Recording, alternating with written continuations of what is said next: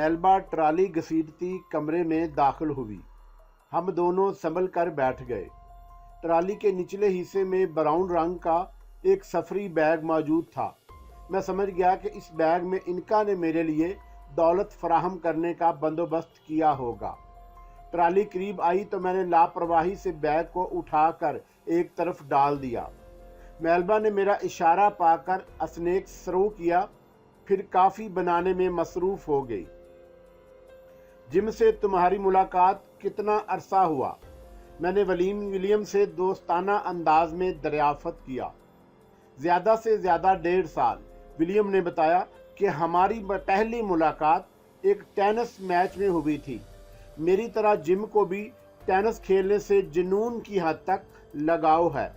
इत्तफाक से स्टेडियम में हमारी नशिस्त साथ साथ थी। सारा भी जिम के हमरा थी। उन दोनों के दरमियान इस बात पर बहस हो रही थी कि मैच का फैसला किसके हक में होगा। इत्तफाक समझ लें कि मेरी ज़ुबान पर मेरे पसंदीदा खिलाड़ी का नाम आ गया। जिम उसके हक में नहीं था। मुझसे डिनर की शर्त लगा बैठा। मेरा खिलाड़ी जीत गया। उस रोज़ हमने एक साथ डिनर किया। फिर हमारी मुलाकातों का सिलसिला बढ़ते बढ़ते दोस्ती में तब्दील हो गया। विलियम मुझे अपने बारे में बताता रहा और मैं सुनता रहा। मुझे खुशी थी कि उसके चेहरे से तनाव की कैफियत बेतदरीज छटने लगी थी।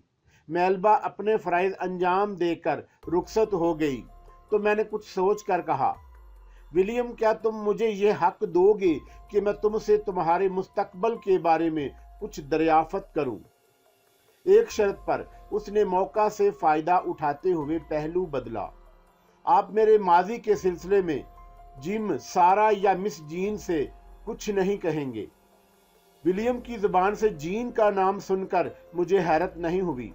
मुझे अंदाज़ा था कि उन दोनों के सितारे मिलाने के लिए इनका रानी अपना काम शुरू कर चुकी है। मैंने जवाब में सिर्फ मुस्कुराने पर इक्तफा किया। फिर कॉफ़ी का एक घोंट लेकर बोला, जिम और सारा ने तुम्हें मेरे बारे में क्या बता रखा है? मैंने मज़ीद वजाहत की, ख़ास तौर पर मेरी निजी ज़िंदगी के बारे में। मैंने इसी सवाल के पेश नज़र ये मालूम करने की जिसारत की कि आपने जीन से दूरी क्यों इख्तियार की। विलियम ने मैनीखेज अंदाज में मुस्कुराते हुए बात जारी रखी। जिम ने एक बार सरसरी तौर पर जिक्र किया था कि जर्मनी वाले मिशन के दौरान आप और जीन एक दूसरे से खासे करीब हो गए थे। सारा को यकीन था कि आप जीन को शरीके ज़िंदगी बनाने का फैसला करके सबको हैरान कर देंगे, मगर ऐसा नहीं हुआ। आप अचानक हिंदुस्तान वापस चले गए और जीन तन्हा रह गई। आपकी वापसी की राह देखती रही, फिर दिल के हाथों मजबूर होकर आपकी तलाश में निकल खड़ी हुई। सब इंगिश्ते बंदा रह गए। जीन के हज़ारों उम्मीदवार थे, सबको मायूस कर गई। सारा और जिम का ख्याल था कि वो आपसे वाबस्ता होकर लंदन को हमेशा के लिए खैरबाद कह देगी, लेकिन ऐसा नहीं हुआ। विलियम मेरी किताब ज़िंदगी के एक अहम बाब के दरीदा अवराक पलटता रहा। मैं दिल की धड़कनों को संभाले खामोश बैठा, अपनी किस्मत की महरूमियों पर मातम करता रहा, कांटों पर लौटता रहा, अंदर ही अंदर सुलगता रहा। जीन अब भी मेरा दम भरती थी। मुतअद्दिद बार मेरे सीने की कुशादगी में सिमट चुकी थी। मैंने बारहा उसे बहुत करीब देखा है, इतना करीब कि हमारे दिल की धड़कनें एक हो जाती, सांस आपस में घुलने मिलने लगती। मैं उसके जिस्म के एक एक नशीबो फराज से वाकिफ था। कई बार उसकी आंखों की मस्ती में डूबते डूबते बचा। कदम रपटने लगते तो कभी वो ऐन वक्त पर खुद को संभाल लेती, कभी मैं उसकी पाकीज़गी का भरम कायम रखने की खातिर दामन बचा जाता। उसकी गुफ्तगू तरन्नम अब भी मेरे वजूद में खनकता था। मैं उसकी दराज जुल्फों से खेला था। उसके लबो दहन का जायका अभी तक मेरे दिमाग पर महफूज था। मैं जिस्म था तो वो रूह थी। और मिस्टर दौलत अली, क्या आप मेरी बात सुन रहे हैं? विलियम की आवाज़ मेरे कानों से टकराई। تو جین کے حسین تخیل کے خواب ٹوٹ کر بکھر گئے، ریزہ ریزہ ہو گئے۔ انکا رانی نے جاتے جاتے مجھے محتاط رہنے کی تاکید کی تھی۔ میں جذبات کی طغیانی میں بہتا ہوا دور تک چلا گیا۔ غلطی کا احساس ہوا تو میں نے خود کو سنبھالا۔ ولیم کو اپنی کفیت سے بے خبر رکھنے کی خاطر مجھے بر وقت سوجھ گئی۔ مجھے حیرت ہے کہ تم لوگ کافی پی کر کبھی غنودگی کی حالت سے دو چار نہیں ہوتے۔ میں نے سر جھٹک کر جماہی لی، پھر سنبھل کر بیٹھتے ہوئے بڑی معصومیت سے پوچھا، تم ابھی جین کے بارے میں کچھ بتا رہے تھے۔ میں یہ معلوم کرنا چاہ رہا تھا کہ جین نے آپ کو روکنے کی کوشش کیوں نہیں کی، ولیم نے معنی خیز انداز میں سوال کیا۔ مجھے کچھ ضروری کام نمٹانے ہیں، میں نے سنجیدگی اختیار کی۔ دوسری وجہ جین کی ماں تھی، جو جین کی شادی کے مسئلے پر ہمیشہ لڑ کے اسٹیٹس کے بعد شروع کر دیتی تھی۔ تمہارا کیا خیال ہے، کیا وہ تمہارے موجودہ اسٹیٹس سے مطمئن ہو جائے گی؟ میں سمجھا نہیں۔ ولیم سٹ پٹا گیا۔ میرا ذکر کہاں سے آ گیا؟ کیوں؟ میں نے دل پر جبر کر کے کہا۔ کیا یہ غلط ہے کہ تم جین کو پسند کرتے ہو؟ آپ نے مجھے کس مقصد کے لیے بلایا تھا؟ دل کا چور پکڑے جانے پر اس نے موضوع بدلنا چاہا۔ یہ بتانے کی خاطر کہ جین نے بھی تمہیں پسند کر لیا ہے۔ میں نے ولیم کو بڑے دروغ گوئی سے یقین دلانے کی کوشش کی۔ اگر تمہیں میری صلاحیتوں کا اعتراف ہے تو سب کچھ میرے اوپر چھوڑ دو۔ میں وعدہ کرتا ہوں کہ دنیا کی کوئی طاقت تمہیں اور جین کو ایک دوسرے سے علیحدہ نہیں کر سکے گی، میں نے خلا میں گھورتے ہوئے کہا۔ میں دیکھ رہا ہوں کہ تم ان قریب اتنے دولت مند بننے والے ہو کہ وہ مفلوج بوڑھی عورت بھی تمہاری گرویدہ ہو جائے گی۔ لیکن جم اور سارا نے تو مجھ سے کچھ اور کہا تھا، ولیم نے کسمساتے ہوئے دبی زبان میں کہا۔ دوسروں کی بات پر غور مت کرو، اس وقت کا انتظار کرو جو تمہیں آسمان کی بلندیوں تک پہنچانے والا ہے۔ میرا لب و لہجہ سحر انگیز ہو گیا۔ دولت علی کا علم کبھی جھوٹ نہیں بولتا، مگر اپنی کامیابی کے لیے تمہیں میری ایک شرط ماننا پڑے گی۔ مارٹینا کا ہولناک انجام تمہارے لیے قسمت کے دروازے کھول چکا ہے۔ تمہیں خود پر جبر کر کے ان حقائق کا سامنا کرنا ہوگا جو تلخ ہونے کے باوجود تمہارے لیے مستقبل میں کامیابی کے تمام راستے کھول دیں گے۔ ولیم نے کوئی جواب نہیں دیا۔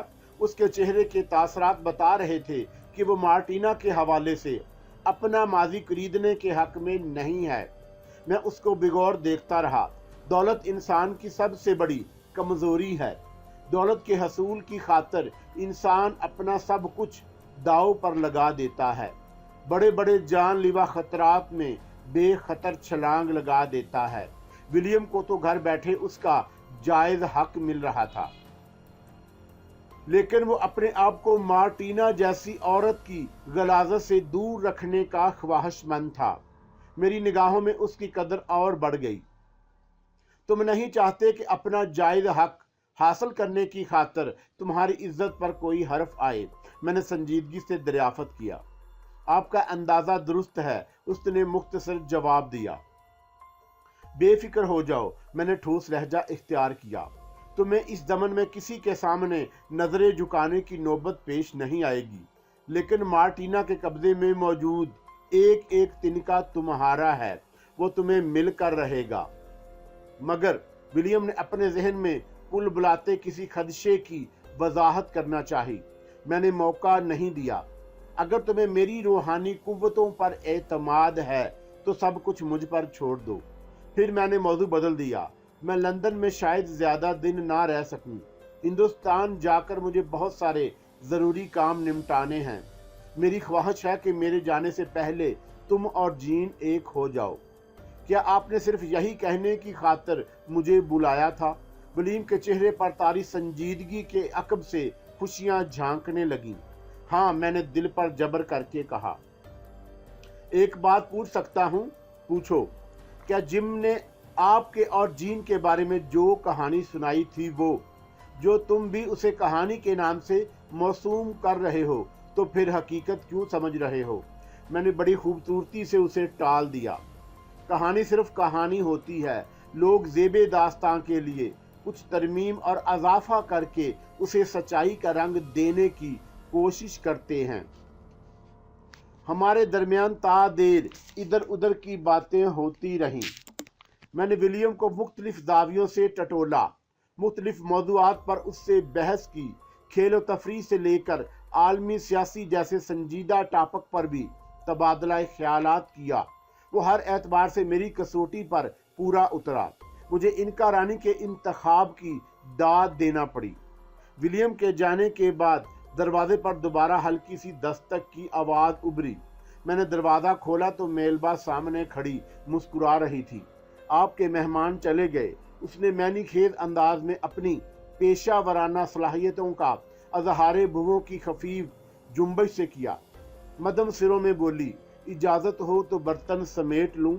میلبا کے ایک ایک ادا کافرانہ تھی، اس کے بولنے کا انداز، آنکھوں میں چھلکنے والی خواب اور مستی، متناجس مناسب جسم کا لوچ، لبھانے کا سلیقہ، اس کے وجود میں روپوش کسی طاقتور مقناطیس کی کشش، محاوروں اور روزمرہ کے استعمال کی سادگی میں پرکاری، شریر بدن کی مہک اور معصومیت میں چھپی دل آویز شوخی، تین مختصر اور لمحہ لمحہ بھر کے آمنے سامنے کے باوجود اس نے جس انداز میں اپنی ساحرانہ صلاحیتوں کا مظاہرہ کیا وہ بڑا بہوش رہا تھا۔ اس نے برتن سمیٹنے کی اجازت طلب کی تھی۔ میرا دل چاہا کہ اسے اپنی باہوں میں سمیٹ لوں، لیکن میں نے ضبط کا مظاہرہ کیا۔ جلد بازی سے کام لینے کی غلطی نہیں کی۔ جنرل منیجر نے بڑی انکساری سے مجھے باور کرایا تھا کہ اس حسینہ دل نواز کو میری خدمت پر مامور کیا گیا ہے۔ میں کسی اور وقت بھی اس کی خدمات کے معیار کو جی بھر کے پرکھ سکتا تھا۔ میں دروازے کے سامنے سے ہٹ گیا۔ وہ بل کھاتی اندر داخل ہوئی، میز پر بکھرے سامان کو بڑے سلیقے سے سمیٹ کر ٹرالی پر رکھا، پھر ٹرالی گھسیٹتی میرے قریب سے باہر چلی گئی۔ اس کے جسم سے ابھرنے والی کلون کی مہک نے میرے وجد کو دوبارہ گنگنانے پر اکسایا۔ میں نے دروازہ بند کر لیا۔ شام کو یوں نہیں ٹہلتا رہا، باہر چلا گیا۔ سفری بیگ سے میں نے نوٹوں کی ایک گڈی نکال کر احتیاطاً جیب میں ڈال لی۔ لندن میں قدیم طرز کی عمارتیں ہر وقت ماحول پر قبضہ جمائے رکھنے والی طلسمی قہر، دھند کی اجلی باریک چادر، کچھ یادگار چیزیں، چند بیش قیمت نواردات، برٹش میوزیم، رسوائے زمانہ ہائیڈ پارک، ڈوننگ اسٹریٹ، ملکہ برطانیہ کا شاہی محل، مادام تساؤ کا حیرت انگیز طلسم خانہ، جہاں دنیا کی بڑی بڑی شخصیتوں کے مومی مجسموں کو ان کے مقامی روایتی لباس میں سمو کر اس چابک دستی سے میوزیم میں جگہ جگہ رکھا جاتا ہے کہ دھوکے پر حقیقت کا گمان ہو۔ یوں لگتا ہے جیسے وہ مجسمے کسی لمحہ، کسی پل وہاں گھومنے پھرنے والوں کو اپنی زبان میں مخاطب کر کے حیران کر دیں گے۔ زمین دود نظام کے تحت رات دن مختلف منزلوں کی سمت دوڑتی باغتی تیز رفتار ٹیوب ٹرینیں، دروائے ٹیمز کا خوبصورت نظارہ جس کا ذکر اکثر شعراء نے اپنے کلام میں بھی کیا ہے، دھویں کی کثافتوں میں ڈوبے ہوئے شراب خانے، غلاظتوں میں لتھڑے ہوئے پب، جہاں لندن کی اپنی تہذیب بھی پب کے اندر ہونے والی بے باک ہٹلر بازی اور بے شرم حرکتوں سے شرمانے پر مجبور ہو جاتی ہے، بڑے بڑے نائٹ کلب جہاں جوا کھلے عام ہوتا ہے، سڑکوں پر بکنی پہن کر گھومنے والی نوجوان حسینائیں جنہیں دیکھنے کی خاطر شرفا بھی کن اکھیوں سے کام لیتے ہیں، پارکوں اور شاہراہوں پر کھلے عام بوسو کنار میں مصروف جوڑے جو دیکھنے والوں کو فکر سے بے نیاز ہوتے ہیں۔ لندن میں اس کے سوا اور کیا رکھا ہے؟ میں خاص طور پر برائٹن بیچ کے علاقے کا ذکر کروں گا۔ عام سمندری ساحلوں کی طرح یہاں بھی ساحل پرانا پرنا کافی لباس میں ملبوس ہر عمر کی خواتین اوندھی سیدھی پڑی نظر آتی ہیں۔ جسم کی برملا نمائش کے لیے انہیں کسی اجازت نامے کی ضرورت نہیں۔ اسی علاقے میں واقع ننگوں کا کلب یہاں کی بے راہ روی اور روشن خیالی کے تابوت میں آخری کیل کی حیثیت رکھتے ہیں۔ اس کلب میں صرف नंगे दाखिल होते हैं। यहाँ के कवानीन को हुकूमत का तहफ़्फ़ुज़ भी हासिल है।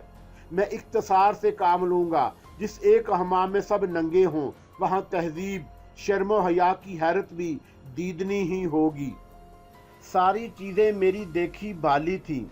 मैं वक़्त गुजारी के लिए एक पिब में चला गया, जहाँ शराब की बदबू और सिगरेट के कसीफ धुएं ने हल्की कोहर की शक्ल इख्तियार कर ली थी। तमाम मेज़ें पुर थी। बार काउंटर के साथ रखे स्टूलों में से एक दो स्टूल खाली नजर आए। शराब में बहके हुए शराबियों के फलक शिगाफ कहकों और शिकार की तलाश में नजर आ रहे थे। शराब में बहके हुए शराबियों के फलक शगेफ कहकों और शिकार की तलाश में मेज़ों के गिर्द मंडलाने वाली तजर्बाकार पेशावर लड़कियों के हंगामों से कान पड़ी आवाज़ साफ सुनाई दे रही थी। मैंने अयाशी के इन घटिया और बदनाम अड्डों के बारे में सिर्फ सुन रखा था। करीब से देखने का इत्तफाक पहली बार हुआ। मेरे लिए वहाँ कदम जमा कर खड़े रहना दुश्वार हो गया। इस नंगे और बेहुदा माहौल में मेरा जी मतलाने लगा, मेरा दम घुटने लगा। मैंने वापसी के लिए कदम मोड़े तो एक बेबाक खातून ने मेरा रास्ता रोक लिया। वो शायद ताड़ चुकी थी कि मैं तन्हा हूँ। उसे भी अपनी ढलती उम्र के सबब कोई दूसरा मुयस्सर नहीं आया। उसके चेहरे पर लुथड़ा हुआ मेकअप देखकर मेरा जी मतलाने लगा। नशे में होता तो शायद मैं भी उसे परी या हूर समझकर कबूल कर लेता। मैंने कतरा कर गुजरना चाहा तो उसने बड़ी बेतकल्फी से मेरा हाथ थाम लिया। बाएं आंख की पलकों को महाराना अंदाज में झपकाते हुए लगावट से बोली, किधर जाता है इंडियन प्रिंस? हमारे साथ आओ, हम तुम्हारा लोनलीनेस दूर कर देगा। वो मेरी तन्हाई दूर करने की बात कर रही थी। मेरा दम उसके कुर्ब से और ज्यादा घटने लगा। घबराता क्यों मैन? उसकी तजर्बाकार नजरों ने मेरी बेचैनी भांप ली। पहली बारी सब नर्वस होता। उसने किसी अतालीक की तरह मेरी रहनुमाई की। एक लंबा पैग हलक से नीचे उतारेंगे तो एकदम फिट हो जाएगा। तुम गलत समझ रही हो मैडम। मैंने उसे शस्ता अंग्रेजी में टालने की कोशिश की। मुझे अपने साथी की तलाश थी, वो यहाँ नहीं है। भूल जाओ उसे। वो मुझे अंग्रेजी में बोलता देखकर और बेबाक हो गई। लाइफ एंजॉय करो, अभी टाइम है। वक्त गुजर गया तो सिर्फ यादें बाकी रह जाएंगी। यादें गुजरे वक्त और ढलती जवानी को वापस नहीं ला सकती। मुझे हैरत हुई कि वो जॉन केट्स की किसी मशहूर नज़म का तर्जमा सुना रही थी। मैं आंखें फाड़े उसकी इल्मी काबिलियत और जिनसी बेराहरवी का मुआजना करता रहा। तुम गैर मुल्की हो, मैं स्याहों के साथ उल्टी छुरी इस्तेमाल नहीं करती। उसने फिर बाजारी औरतों की तरह आंखें मटकाना शुरू कर दी। Only 30 pound for full enjoyment. Nonsense मैं बर्दाश्त न कर सका तो पैंतरा बदल कर सख्ती से बोला, गेट लास्ट। मेरा ख्याल था कि गेट लास्ट की तलखी का जहर पीने के बाद वह मेरा पीछा छोड़ देगी, मगर ऐसा नहीं हुआ। उसकी निगाहों की मस्ती की जगह दहशतगर्दी का रंग उभर आया। हाथ के इशारे से उसने करीब खड़े हुए एक ऐसे शख्स को आवाज दी जो शक्ल ही से कोई शहरा पश्त बदमाश नजर आता था। मैली कचैली जीन्स के ऊपर उसने किसी किस्म का लिबास पहनने की जरूरत महसूस नहीं की थी। मकसद शायद उसे घटे हुए जिस्म की नुमाइश था। सर पर उसने गहरे सुर्ख रंग का रूमाल बांध रखा था। वह करीब आया तो औरत ने अपनी बरहमी का इजहार किया। अडगढ़, ये ब्लैक इंडियन तुम्हारे अर्स बरी को गोगड़ लास्ट बोला, अपनी जुबान में गाली निकाला। ऐसे मौकों पर अमूमन औरतें मर्दों को भड़काने की खातिर झूठ का सहारा लेती हैं। मुझे ये भी इल्म है कि दुनिया के हर खित्ते की जिस्म फरोश या मुजरमाना जहनीत रखने वाली औरतों की पुश्त पर किसी न किसी माफिया या बड़े बदमाश का हाथ जरूर होता है, जो उसके तहफ़्फ़ुज़ के इवज़ एक माकूल रकम बेतौरे लगान वसूल करने का हकदार होता है। इस बदकमाश औरत ने भी खुद को रस बरी कहकर गोया अडगर की गैरत को ललकारा था। जिंदगी चाहता है या कुत्तों जैसी मौत? अडगर ने सीने की मछलियां फड़फड़ाते हुए मुझे खौन ख्वार नजरों से घूरा। उसकी आंखों में सुर्खी तैर रही थी। मैं पिब में हंगामा करके अपनी रुसवाई नहीं चाहता था, इसलिए खून के घूंट पीकर सहमे हुए लहजे में बोला, जिंदगी। ओके अडगर ने अपनी दरियादिली के साथ साथ अपनी दादागिरी का सबूत भी पेश किया। जख्मी जब सांप जैसे अंदाज में फुकारते हुए तहकमाना अंदाज में बोला, just pay her 200 pound and get out you bastard. मेरे वजूद में मख्फी कुव्वतें कसमसाने लगीं। मैंने दीदा दानिस्ता जेब से नोटों की गुड्डी निकाली। 200 की बजाय 300 पाउंड के करारे नोट बेबसी के आलम में रसबरी के हवाले किए और हारे हुए जवारियों जैसे अंदाज में कदम मारता पिब से बाहर आ गया। फिर वही हुआ जो मैंने सोचा था। 100 पाउंड के नोटों की गुड्डी देखकर अडगर की निगाहों में उभरने वाली चमक मेरी नजरों से पोशीदा नहीं रह सकी। मुझे यकीन था कि वो इस गुड्डी को बाप का माल समझकर हासिल करने की खातिर मेरे पीछे जरूर आएगा।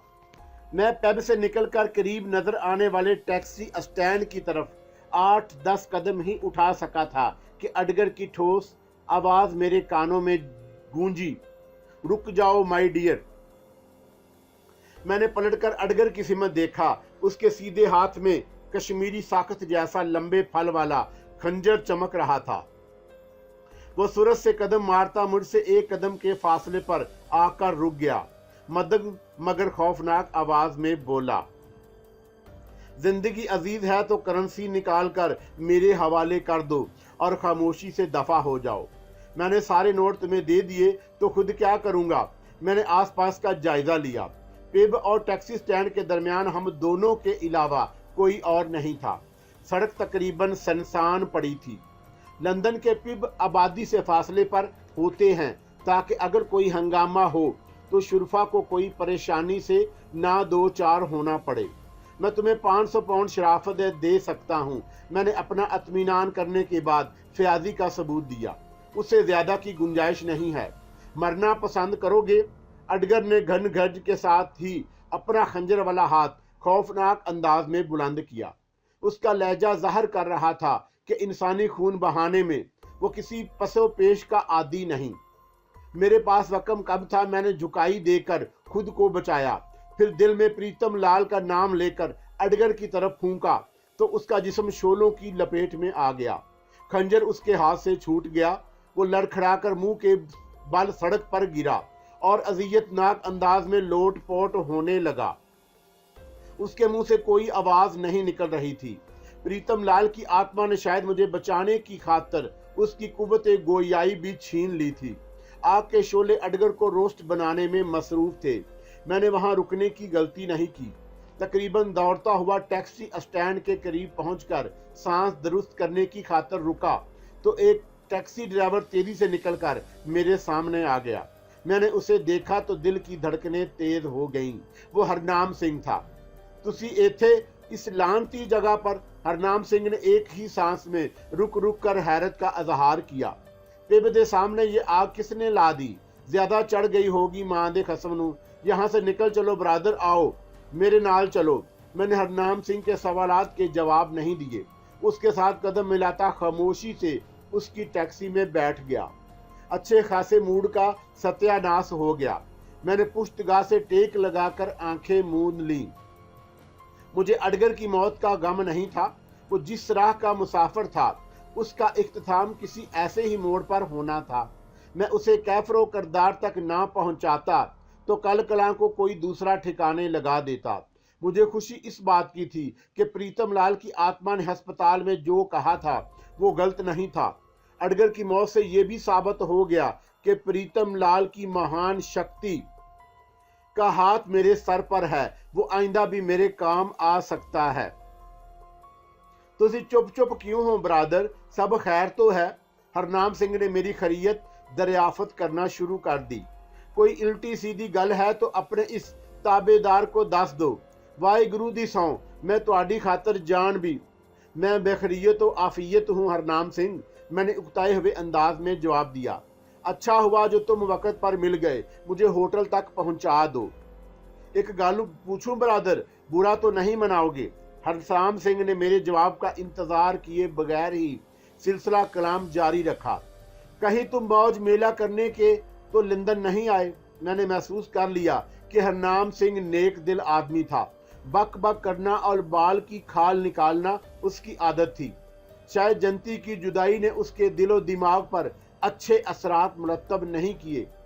वो अगर अपनी बीवी के साथ किसी अंग्रेज के साथ भाग जाने की बात मुझसे कर सकता था तो मेरे बारे में भी किसी दूसरे की जुबान काबू पाना उसके लिए दुश्वार होता। मैंने बैठे बैठे इर्तकाज किया।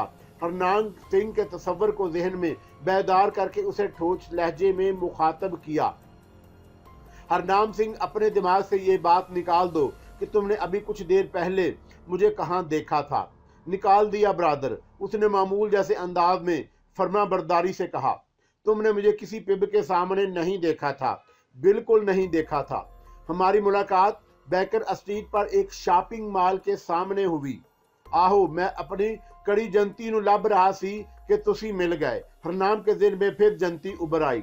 अफसुर्दा लहजे में बोला, सुबह से शाम तक एक से वध कर एक बली चंगी गोरी चिट्टी कुड़ियां साडी कैब विच सफर कर दियां ने, पर वो खोते दी जनी ना जाने कित्थे टुर गई। वाहे गुरु दी सौ, वो बस एक बार मुझे मिल जाए, मैं उसके टोटे। हम उसी होटल तक जाना है जहां तुम एक बार पहले ले गए थे। मैंने उसकी बात दरमियान से उचक ली। मैनू याद है ब्रादर, 5 वर्ष से लंदन की ऊंची नीची सड़कों पर डोल रहा हूं। मैंने हरनाम सिंह के जहन को आजाद छोड़ दिया, फिर घुसे हुए रिकॉर्ड की तरह बजने लगा। कैब होटल के सदर दरवाजे पर जाकर रुकी तो उसने तेजी से उतरकर पिछला दरवाजा खोला। मैंने उतरते उतरते 100 पाउंड के 5 नोट निकाल कर उसकी जेब में डाले तो बड़ी अपनाइयत से मेरा हाथ थाम कर बोला, मैंने तुम्हें ब्रादर कहा है, तुसी मैनू शर्मिंदा कर दे हो। हरनाम सिंह के लहजे में खलूस था, मोहब्बत थी।